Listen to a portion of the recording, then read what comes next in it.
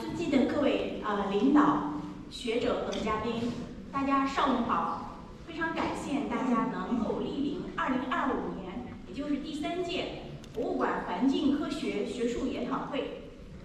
首先呢，请允许我介绍出席今天的会议的各位嘉宾。第2位是美国概率保护研究所研究员、日本东京国立博物馆研究员和田浩。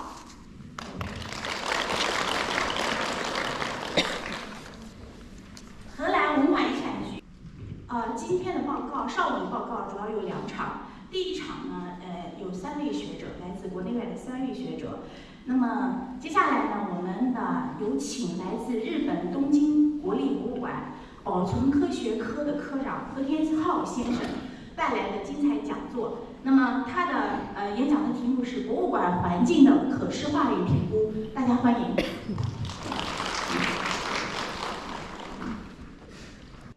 Okay. Good morning, everyone. My name is Hiroshi Wada from the Tokyo National Museum in Japan. I'm truly honored to have the opportunity to present at this international conference today.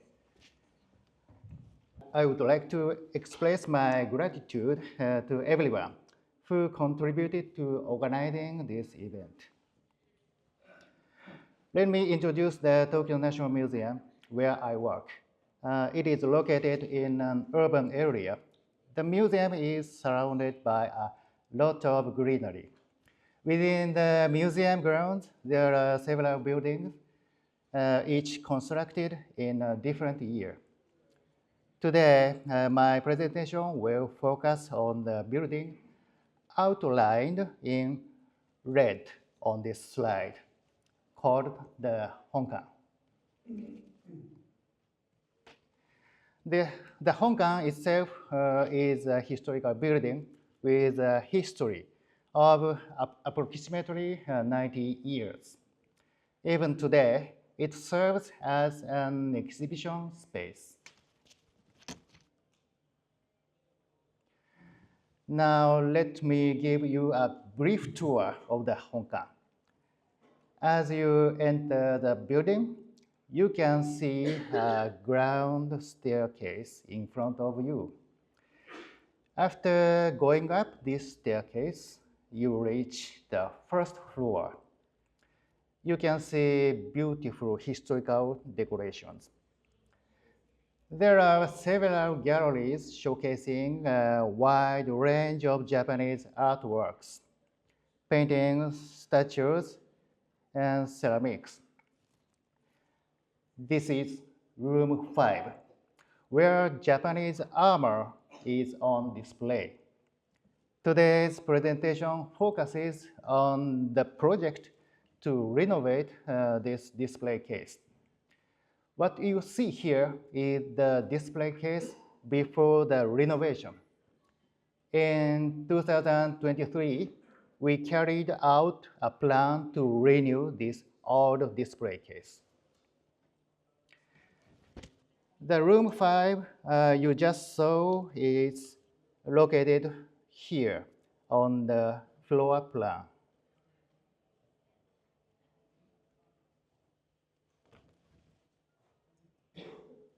Just a moment. What? Okay. So one of the reasons for renovating the display case is the poor environmental conditions in the Honkan. Here visualizes the changes in relative humidity in the first floor of the Honkan throughout the year. As a historical building, the facilities are outdated, resulting in unstable humidity levels in all areas. Artworks are highly sensitive to fluctuations in humidity. To protect them from drastic environmental changes, high-performance display cases are essential. Typically, We use humidity control materials to stabilize the humidity inside the display cases. In recent years, we have installed circulation fans in the display with the humidity control materials.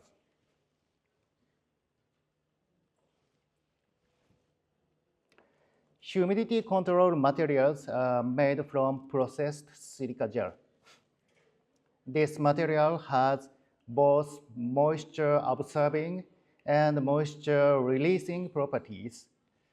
It stabilizes the humidity inside display cases without the use of electricity, widely used in many museums in Japan.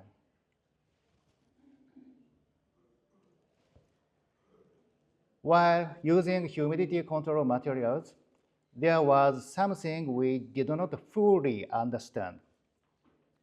The airflow patterns inside the display case and how humidity transmission within it. To address this, we planned an experiment to visualize and understand the environmental conditions inside the display case. The experiment was quite simple. First, we created a mock-up with the same shape as the planned display case. Various sensors were then installed in the mock-up to measure temperature, humidity, and wind speed. Here are the specifications of the sensors we used. Inside the display case, we placed 9 pods, attaching sensors to each of them.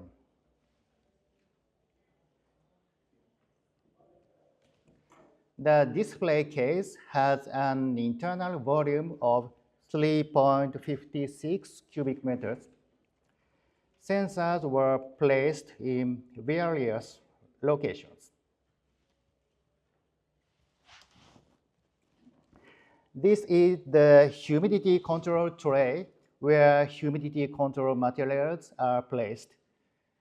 Its location is indicated by the yellow highlighted area. The fans were installed for air circulation. It is positioned here.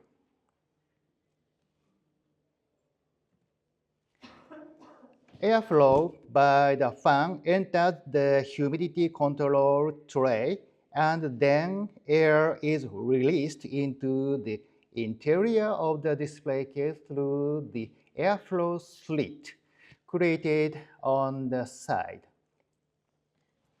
In the experiment, the width of this slit was designed to be adjustable to 3 different levels.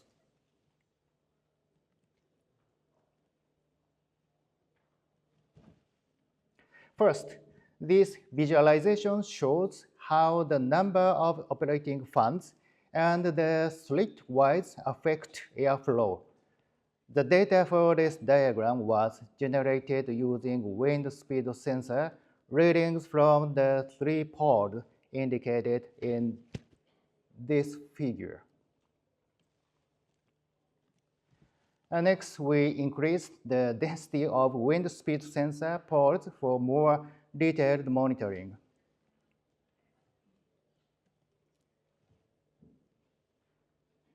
Therefore, we could only visualize half of the display case interior, but this allowed us to capture finer airflow patterns. Here is the wind speed distribution when the slit width is 15 millimeters.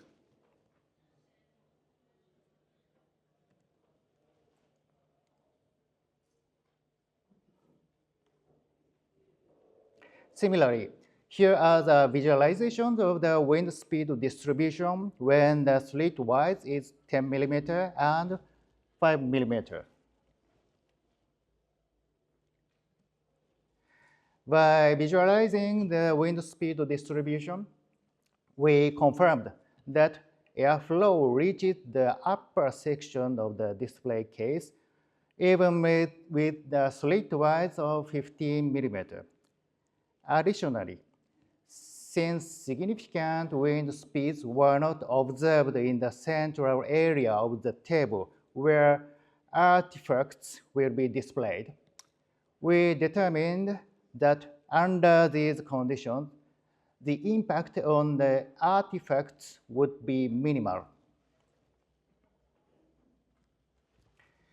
In Japan, it is generally required to maintain a relative humidity of 55% for many artifacts. This is the standard value. If the humidity exceeds this standard, moisture absorption is necessary, while lower humidity requires moisture release. To investigate these phenomena, we created artificially high and low humidity environments and conducted experiments. Humidity control materials are designed for specific target humidity levels. Users purchase the materials corresponding to their desired humidity level. In this experiment, we bought and used humidity control materials designed for 55% humidity.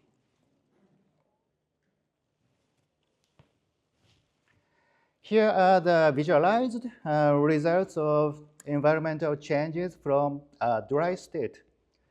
The slit width was fixed at 50 millimeters, while we compared the cases where 1 fan and 3 fans were operating. From left to right, it shows the changes in temperature, relative humidity, and absolute humidity simultaneously. In both experiments, the target humidity of 55% was not reached, but the experiments were conducted once the humidity stabilized. Next, here are the visualized results of environmental changes when from a wet state. Similarly, the target humidity of 55% was not reached in this experiment, but we confirmed that the moisture absorption function was effectively working.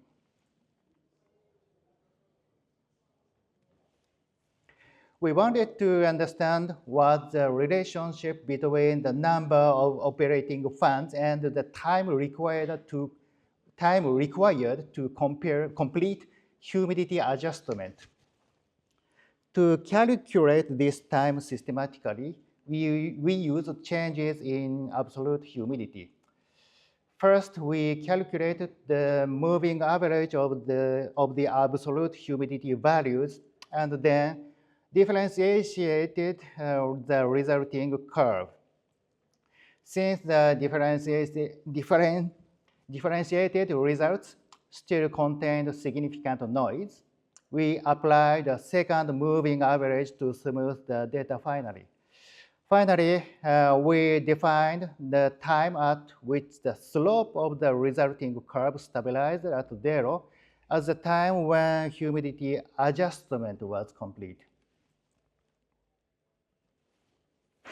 As a result, when humidifying with humidity control materials, it took approximately 7.5 hours with 1 fan and about 8 hours with 3 fans. On the other hand, when dehumidifying, it took approximately 30.5 hours with 1 fan and about 14 hours with 3 fans. Therefore, under the conditions of this experiment, the number of fans did not significantly impact the humidity adjustment time. A single fan is significant for humidity control under normal conditions. However, there may be situations requiring emergency responses during exhibitions. As a result, we decided to install 3 fans in the display case, allowing the number of operating fans to be adjustable. Based on this design, production of the display case began at the factory. Here is the new display case. I believe we were able to create a beautiful display case.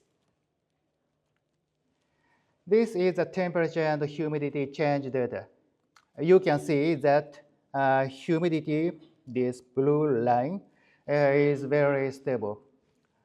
The data on the distributed humidity here, for example, is due to the opening of the display case to change the exhibit. And next, we are going to the second term. Now, the second term is a visualization of the transportation environment. Here, I have shown a truck used for transporting artworks. There are many different types of trucks used for this purpose. There are significant challenges associated with the packing and transportation of cultural properties. In this diagram, the vertical axis represents either the strength of a cultural property or the magnitude of acceleration. If a cultural property can tolerate an acceleration up to A, but the acceleration during transportation B exceeds A, the cultural property will theoretically be damaged. However, if packing increases the strength to C, then theoretically the cultural property will not be damaged. The major challenge with packing and transporting cultural properties lies in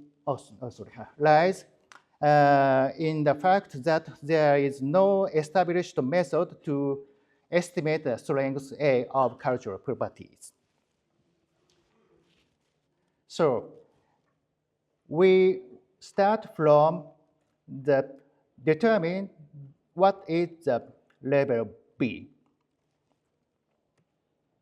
For example, here are the statistics for a certain year's activities at the Tokyo National Museum.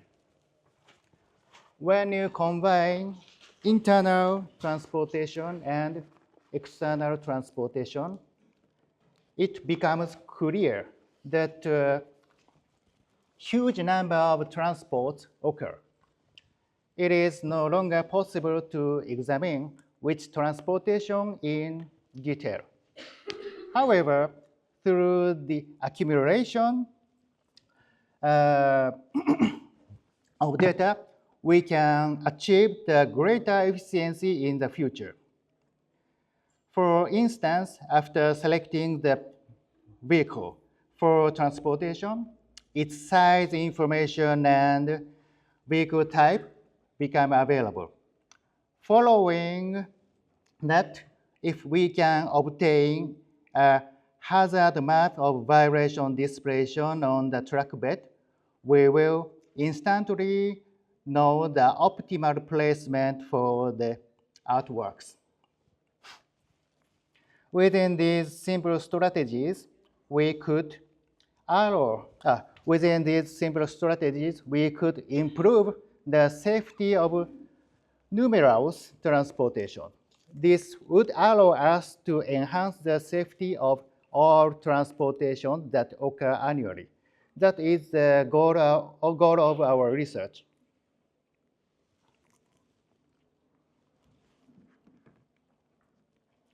Many of the trucks used to transport artworks are equipped with air suspension. Air suspension provides better vibration absorption compared to leaf suspension.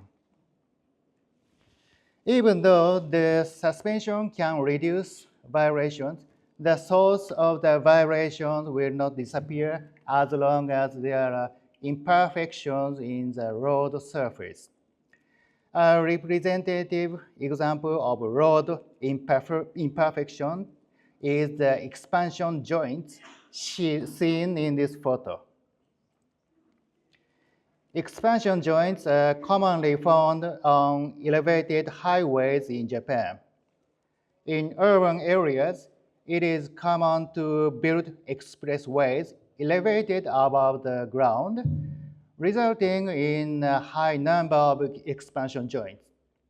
However, the unevenness created by these expansion joints increases the vibration that vehicles experience as they pass over them. On the other hand, it is impossible to place a track on a vibration table to measure the vibration distribution on the track bed. Therefore, we considered an experiment where we treat expansion joints as vibration sources and actively generated vibrations by driving the track in order to capture the vibration distribution. These photos show the tracks used in the driving experiment. They are medium-sized and small-sized tracks commonly used in Japan. The 4-ton track and 2-ton track are names typically given to each. On the track bed, we installed acceleration data loggers as shown here. The illustration on the right is a layout diagram of the setup. This is the expressway used for the driving experiment. Due to the presence of many vehicles around, it was not possible to maintain a constant speed, but we selected a section where the track was driven at 50 kilometers per hour or higher, and where the density of expansion joints was particularly high. For example, the expansion joints are located to the positions marked with triangles in this image. This is a video showing the track overcoming the expansion joints. Each time the track passes over them, you can clearly see the occurrence of vertical vibrations, particularly in the vertical direction. In fact, when transporting artworks to and from the Tokyo National Museum, this expressway is often used. This is the measurement result. It shows the absolute acceleration recorded when the track passed over a single expansion joint, represented as a smooth heat map. Both the 2-ton track and the 4-ton track show the most intensive vibrations occur at the rear center of the track bed. In this experiment, the tracks were driven without any load on the bed, so we believe that this environment may not always be replicated in actual conditions. However, visualizing the vibration environment in this way is in itself extremely important.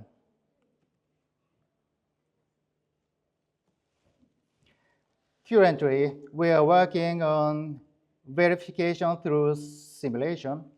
Modeling the track is a very challenging task, but if successful, it will allow us to conduct experiments under the various conditions in a virtual environment.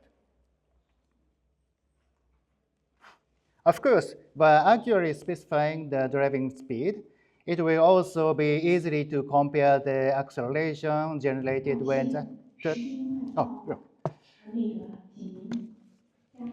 overcome the bumps of expansion joints. Additionally, without conducting the driving experiment introduced earlier, we can still compare the acceleration occurring at the various positions on the track bed. Here is a summary of my presentation. A large amount of environment data has been accumulated in museums around the world. Visualization is an increasingly important theme, even beyond data accumulation. Visualization allows us accurately identify the current issues. By taking specific solutions, we can create a safe environment. This enables the preservation of cultural properties. In conclusion, I have discussed what may seem like very basic concepts in front of such professionals. I hope you can forgive me for that. Thank you for your attention. Thank you so much.